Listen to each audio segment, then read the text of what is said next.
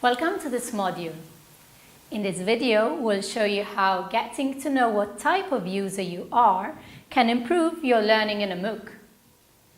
Taking a MOOC, stop and think. Have you been thinking of taking a MOOC but you are not sure you will be able to finish the course? It is a decision a lot of us can relate to.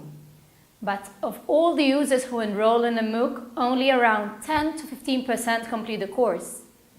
In this video, we want to show you how presetting your learning goals and becoming aware of how you could better design your own learning trajectory could enhance your learning experience in a MOOC. This adds a new dimension at the beginning of the course. Not only what you expect from the course, but also becoming aware of what you are able to give. MOOCs provide a flexible learning context in which students decide when, how, and from where they access the material, what content they develop, and in what activities they participate. Moreover, they present a learning environment which allows learners to engage in non-linear learning trajectories, which do not follow the sequential progress typical in a traditional educational setting, whereby navigation back jumps from assessments to lectures are very common. Have you ever stopped and thought about your own learning process before taking a course? Or that perhaps adjusting a little bit your own behavior could improve your learning process?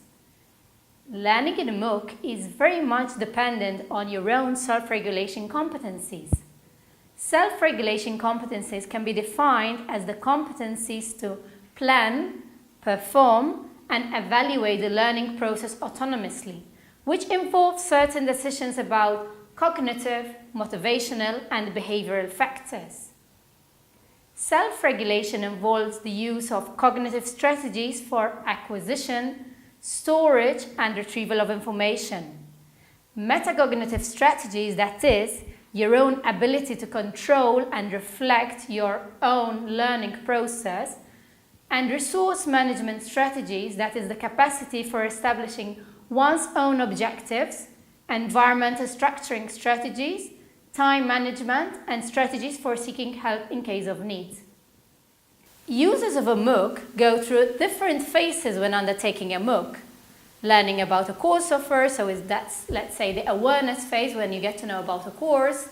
Enrolling in a course, that is the registration phase when you register to a course. Engaging in different activities, so that is the activity phase. Meaningful progress, so the progress phase when you engage in 1 or 2 or 3 activities. And the tendency is that only a small fraction finish the course, which we may call the completion phase. With each phase, that is the awareness phase, registration phase, activity, progress, and completion, a significant decrease in users is observed. Resembling the marketing purchasing model, the funnel of participation, with only a small fraction finishing the course. Most research about MOOCs can be divided in 2 main areas. Focus on the design of the MOOCs with the aim to promote engagement and interaction and hence better retention of students, and the studying of users. In the latter work, we have seen that there is little work which aims to find better ways to prepare you as a user prior to starting the course.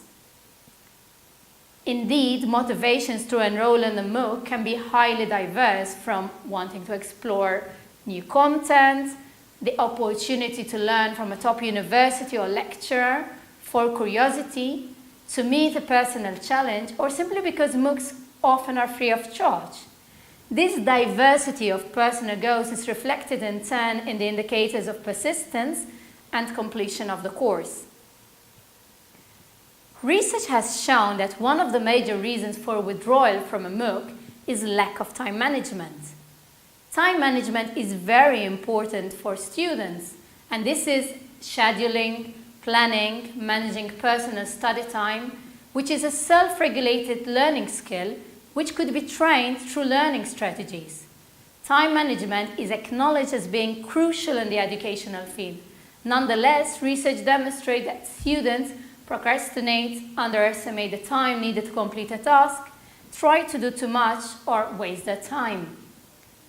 So what we are saying is that your self-efficacy, that is the degree of how you feel about your own ability to engage and complete the learning activities, and your ability not to give up easily, is related to your motivation and the specific learning strategies employed. In particular, in the online learning setting, a vast number of users struggle with attaining self-discipline to become what we have called managers of their own learning. The learning process is about developing skills and habits to improve learning process through prioritization, planning, scheduling, monitoring, and evaluation. So, how do you go about presetting your learning goals and designing your own learning trajectory? We would like you to dedicate some time to these questions and go through the first activity of this module, Activity 1.